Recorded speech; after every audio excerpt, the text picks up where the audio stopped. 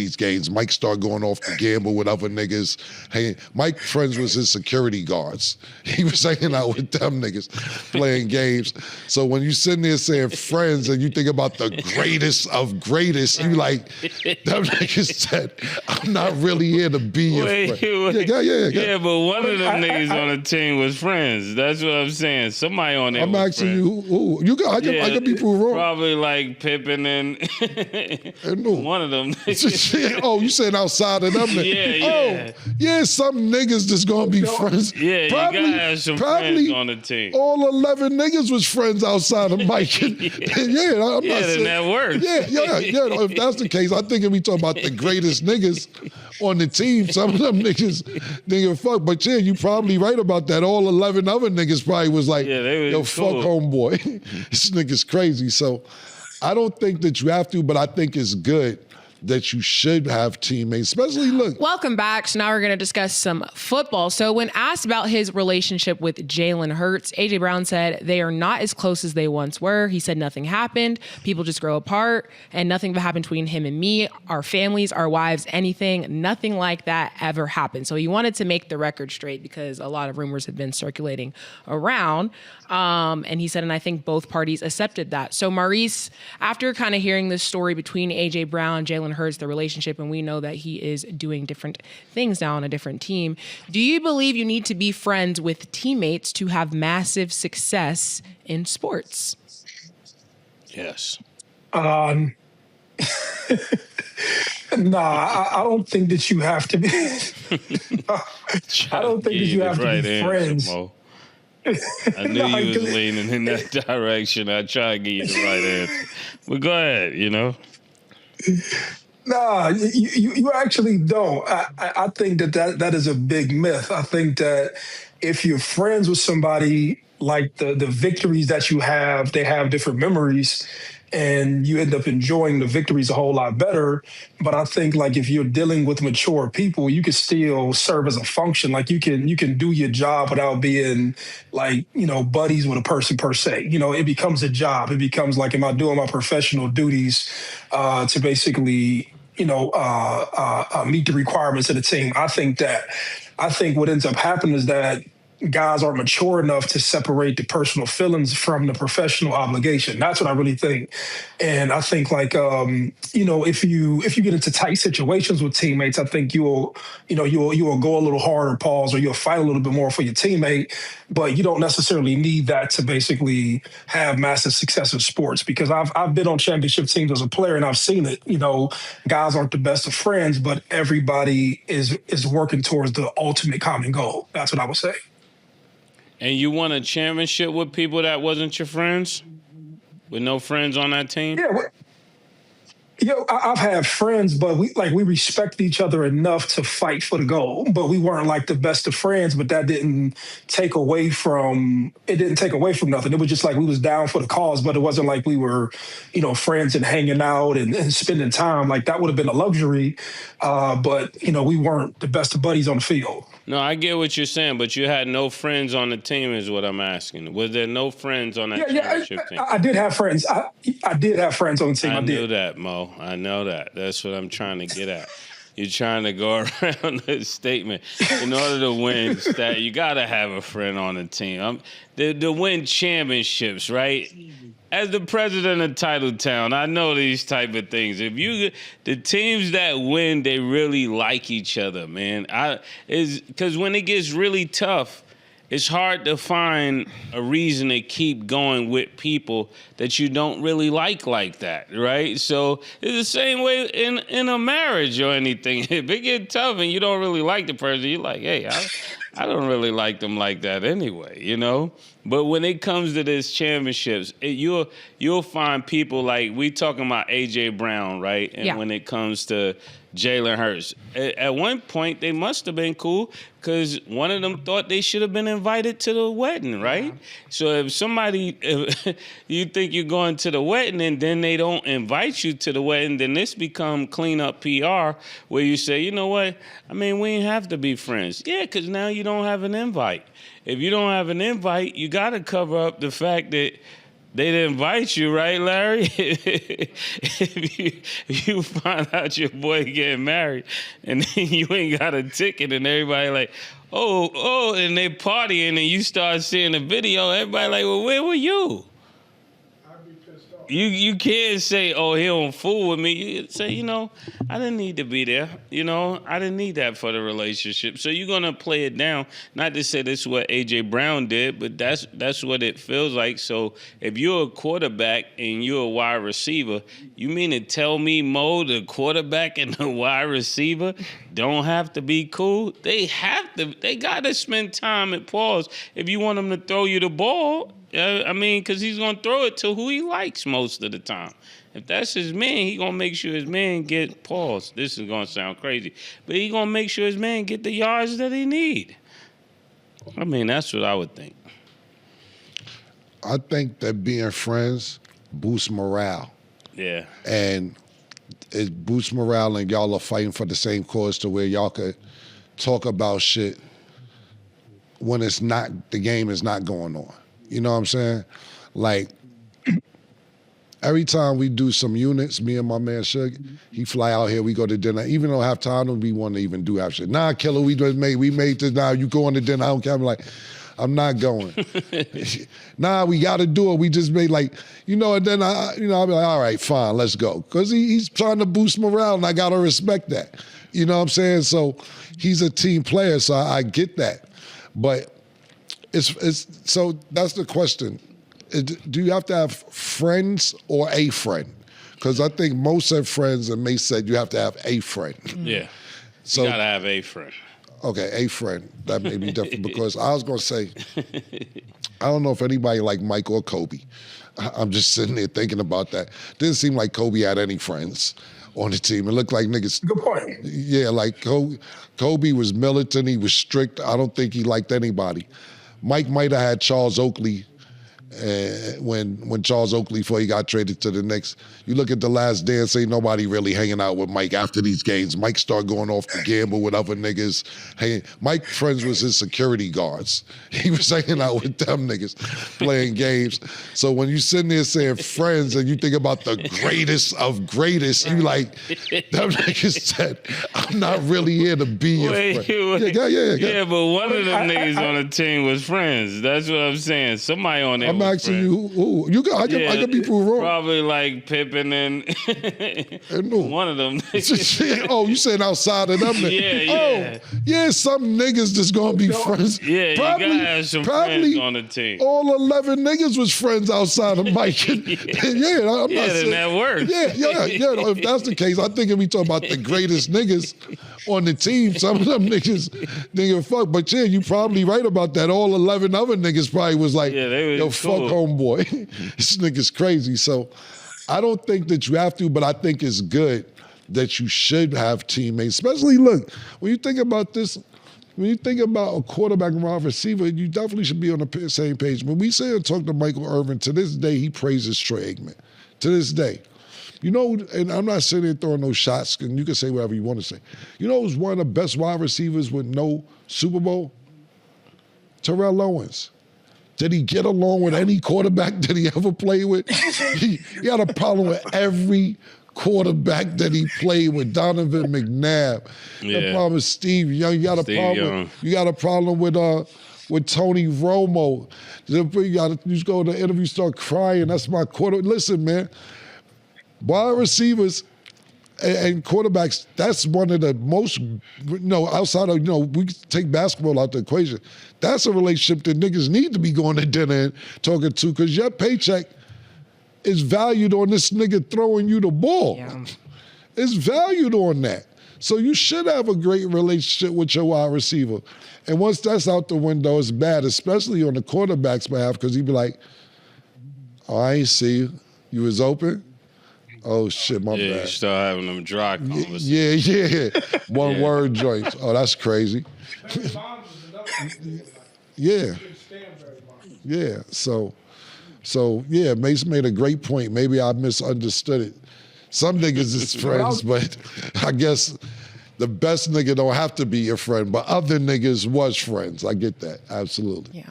Yeah, and the correction was that Jaylen Hurts didn't make it to the wedding. It wasn't AJ Brown. Yeah, Jaylen Hurts didn't go to AJ Brown's wedding, but Jaylen Hurts is also the godfather of his daughter. So people were always wondering, like, what's that's probably when the relationship was good.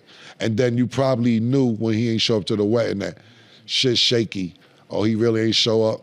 Oh yeah, it's on. Yeah, it's really what we thought it was. Right. And one last thing to disagree with you on Mace is that when you said when a marriage get tough, sometimes niggas be like, I'm getting a divorce over. Sometimes people can't afford it. Some people are in relationships right now with somebody they don't want to be with because the bills got to get paid and they can't afford to live the lifestyle that they want to live on their own. I seen a comedian say, this bitch don't know she one come up away from me leaving. All I need is one come up and it's over. So sometimes you may be mentally clocked out, but you can't afford to live on your own. So shout out to y'all though. I hope it gets better. Is it a shout out? They suck. Yeah, he can't be abused a while. Yeah, no, because you know why? Because we gotta. Sometimes I gotta remind Dollar. We live a great life, man. Like for real, man. For real, like dead ass, bro. Like you gotta think about the nigga. Like yo, if I can afford to leave this bitch, or the other reverse, man. If this nigga wasn't paying these bills, yo. It's a lot of people, male or female, you'll come up away, comedian once said, from being an ex. Terrible situation to be in. Yeah, it is. It is. Just stuck. Imagine, you know what I mean? I used to not understand it. My grandfather would come home from work and just sit in his car for like 2 hours. Yeah. It's so pessimistic, right? He said 2 hours in the car. Just sitting there after work. Sitting there like, I gotta go in there. Yeah, I gotta go in this damn house. He's getting his mind together. Yeah, exactly. You're 100% right. Yeah, excited the day go. Yeah, and I'm pretty sure, listen, like I said, it's a luxury. Like, I had one bathroom. So you can't run from the house from somebody. Keep coming. In Harlem, the best thing that the tenements had was railroad apartments. So our whole way was long. When you live in these little duplex 1199, you in each other's face. You, excuse me, go to the bathroom and all that. You can't run, man. I want to ask you guys a more like holistic question because I know we answered it about sports, and Maurice, obviously you had a different perspective, which I don't know if is still the same or not, and you can elaborate about that in a second. But how do you guys feel about friendships specifically in the industry? Because I feel like the saying is always, it's lonely at the top, and for massive success, a lot of people feel as if that's not really a thing. Do you guys feel like relationships and friendships are important or not necessarily, not just within sports, but just the industry as a whole? Actually, I'm gonna let you go first, Mace, because Oh, I think when it comes to the music industry, I don't believe they are friends. I believe if you're hot enough, everybody deals with you. That has been my understanding. And if you stay hot, then people stay like somehow, leaning towards what you have to say in your phone calls. But when you're ice cold, there's probably, that phone is probably hard to pick up. Like, I won't say any names, but there's people that probably could call Cam's phone right now, and he would know it's them. He won't pick up. It's just not a reason to do it. I learned from you, man. Yeah, I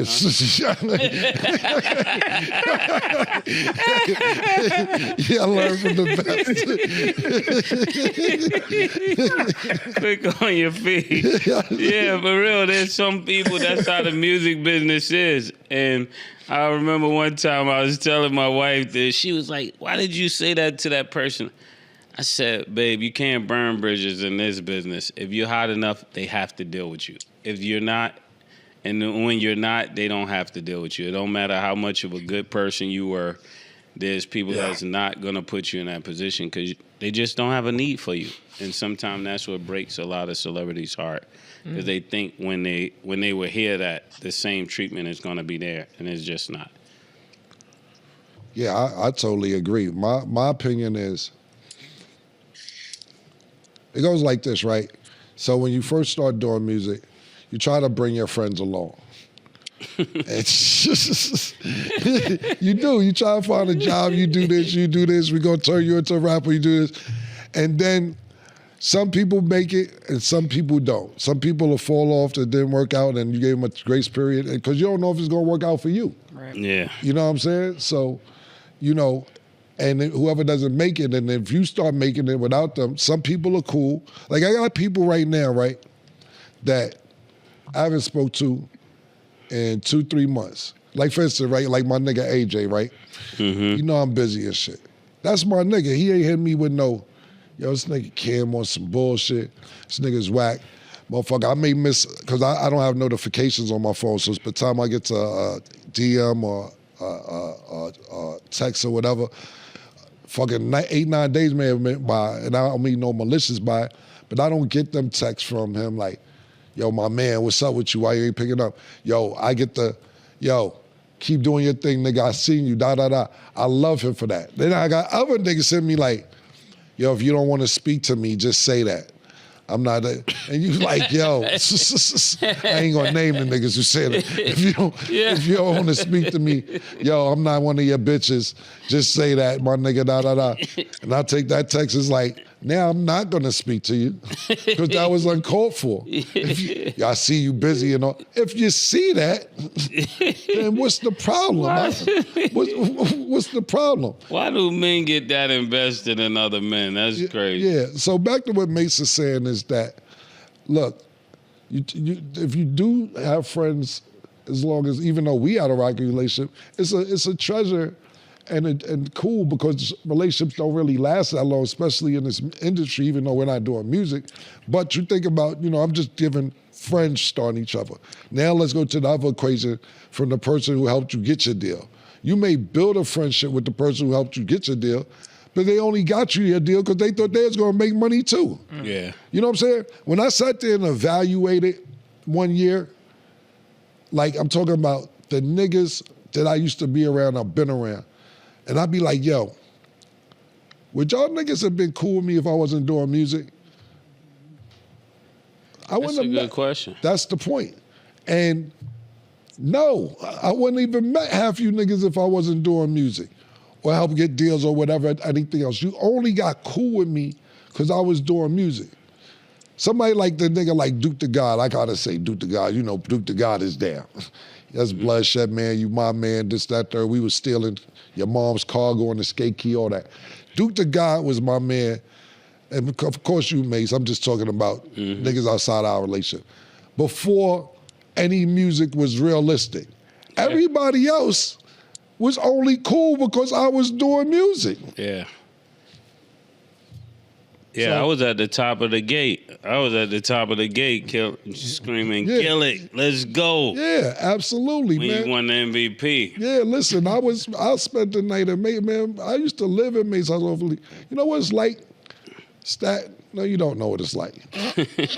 You know. I don't know how Mace didn't have no house. He lived on the 6th floor. We had to go up and down stairs 5-6 times a day. And it wasn't a big deal. It was all good. The parties was around the corner. The Jamaican spot upstairs. Listen, man, we had a great time. I'm talking about all of us. I'm talking about BBO, Zig, Gus, Woods. It was a great time. But it's very few. When you sit there and think about it, you'd be like, would these niggas be cool if I wasn't gonna be a basketball player or entertainer and anything else? And that's what you have to realize, like, who really your friends are. And if you stay friends even through, don't get me wrong, you meet great people on the journey and you'd be like, nah, this turned into a great friendship. This shit was dope. But then when it don't be dope, you be like, let me backtrack and see how this nigga's got next to me anyway. How did this happen? Yeah. You gotta backtrack and figure out how did it get to this. So. Cold world, Marty. That's crazy. So Killer, who I gotta talk to about getting my plaques? Because I never got a plaque for anything. Not even your records? Nothing. Never? Karen Civil will get you plaques. You got mad plaques because you have to get all the plaques that features you was on, whether it's Brandy or Brian McKnight or anybody else. I got all my shits, and I ain't bringing them up, R. Kelly, Mariah Carey, I was part of them shit. I count them sales towards my discography. Mariah Carey sell 3 million. I'm on a single. This is my 3 million. Yeah, that's correct. Yeah. So you, that's what I'm trying to say. You got to tally up your sales because you always just go off. Yeah. Your album. Whoever you was featured on, that's part of your sales and your discography. That's how I tally mine up because the checks is the same. Need that. Okay. But Karen Civil, she be getting plaques. I'll reach out to her for you. Mm-hmm. That'd be dope. Maurice, final thoughts on friendships in the industry? No, what I was going to say was that it's pretty much the same way in football. And what I heard them describe, to me, I kind of heard it and made my point that stuff be situational and circumstantial. And that's how a lot of relationships in football are. So they don't really be friendships, but people end up winning. And then kind of like how Cam did it when he had to say, let me sit back, reflect, and let me be introspective about were these really relationships and friendships. You realize that they weren't. That's why you hear the things that are spoken, like when you hear about Bill Belichick and Tom Brady not liking each other. It was never really a friendship. You know what I'm saying? It was like circumstantial towards what they were chasing. And then you hear these dudes, they talk crazy about Russell Wilson all those years that he was out there in Seattle and they had to lead you to boom and all that stuff. And so it was just an interesting question, like, the fact that it's like that in music, it's the same thing in football. And I think it's people who end up coming together and they're chasing something. And if, one person has success, another person doesn't, these real feelings start to slip out, about how people feel about one another. And I would just, I just wanted to hear their perspective on it. Yeah, that's real, because it's like when you know when you're in somebody is really cool, because it's like when you see them elevate, it should get you excited. Yes. Like when you see them doing better, you see them doing bigger stuff. You're not sitting there like, why are they doing this? You want to see them go up because that gets you hype. If you really feel like it's all like one family and one friendship. That's the way I think. Yeah, I never seen nobody succeed, and I was sitting there like, man, why that ain't me? Like, no, I don't. That's a fact. I was just on Max Kellerman and Rich Paul show. Shout out to them. They show is really dope. And Max Kellerman was saying how he said, Mace killed that freestyle he did on the show. That freestyle was crazy. It's in the interview. He said, yo, Kim, I know that raised your temperature, made you want to get in the booth and go do some shit. I said, no, the hell it didn't. I want the nigga to go do more. So, and I'm telling the nigga, I said, I'm not in no competition with this nigga. You think hey, go watch the show, it's on Netflix. I said, no, I did not try and run in the booth. I told nigga more. I said, look, you see this phone? I wish I could play something for you right now. I told him, this is all on Netflix. It's on the show. You could go watch it. And I said, no, I did not run to the booth. I encouraged him to go do another one. Yeah, for real. And because I know how great of a rapper Mace is, and I'm just discouraged not discouraged, I'm disappointed that the world can't hear it, but I understand why. Don't get me wrong, I totally understand it, but oh well. So yeah, I miss out because I listen in the car at least 2-3 times a month. I have one more final question for all y'all, just because we're on the conversation of friendships, and obviously it only gets harder the more success that you have. When was like the last time you guys had, in your opinion, made a new friendship? Like when was that? Because I feel like a lot of you guys' friendships are people that you've known for quite some time. Like for you to realize like, no, this is like somebody that I consider a friend. When was that last time? Maurice, gonna let you go first. I would say probably through this show for me, and it's easier for this because the people on the other side of the screen don't want nothing from it, and so I typically have to make friends with people who are like just above me in some regard, because they don't need you. I don't need nothing from them. They don't need nothing from me, and they've already lived a lot of life that I've not lived yet.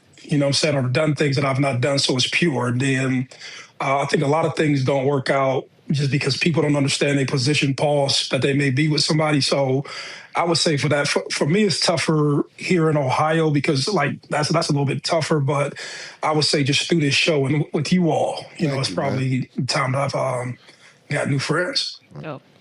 That was dope, Mo. That's good. Yep. It's And always good if you think you're a friend of somebody and they think you're a friend too. You know, it's not good if you think you're a friend and they don't think the same thing. So I'm glad we share the same sentiment. Because it'd have been crazy if I thought, oh no, man, this nigga Mo is cool, and then you got on there and you're like, yo, Chad from Delaware. You're like, oh, well, maybe I missed. Never mind. I won't go. That's why I said let Mo go first. Just like he did the award. Yeah. Same way. Well, of course, Mo, you know you're my brother even before the show, but let me think. I would say Nick, but I pay Nick, so I don't really know if Nick's my friend. Would Nick be my friend if I'm not paying him? I don't know. Yeah. It's cool. Nick's a cool nigga. Like, Yeah, you gotta find out. Yeah, but I don't know if Nick would be my man if I wasn't paying him. All right, the last two friends I made, I'll say this, even though it's going on 10 years, I'll say Larry.